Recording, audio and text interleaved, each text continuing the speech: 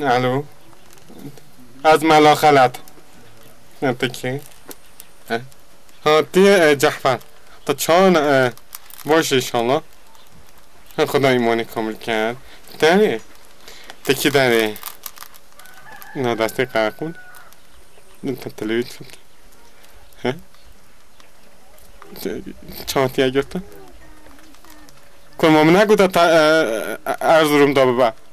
ها بالا بانه ها نا پانی رو دا تا گرفتن مگو تا نا پانی رو دا نبر همه حد کیلو بود من نگو تا نا گیزان دا با گیز کنتن ها نه حتی قرقونی اون نه ها تمام باش ها باشه با خدا پیشنهاد بشکنید من حین مال دایتا مگو تا ریکا ارزورم دا بابا ریکا ارزورم من مگو تا نگو تا مگو تا مالا ارزورم دا بابا همه هر 2 کیلو بود 2 کیلو تا هجی دا گرتن تا مالا من خورد کرد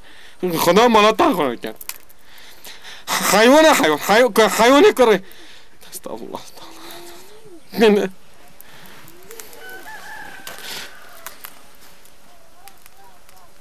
خطا یه خطا یه ما از موریا خواتینه مال خود نمید بعد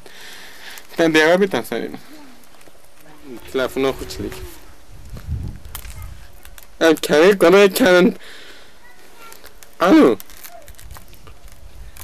تا چنه وقت بابو ها ایدی چو گرفتن مال گرفتن و برای ایرانی جدی کنه تریا کنه بویا باش نبو من پیشین خواهد گوتی یک قرار بیتن پیشین ندا من ام پیک نهاد نیم لاب چند کنی 3 کیلو جد رخی ایرانی تادن بلکم اره تمام ام هینا بله مال da میونه yani mal da میونه yani baş yazıtam yani. Evet, bir zaman bu.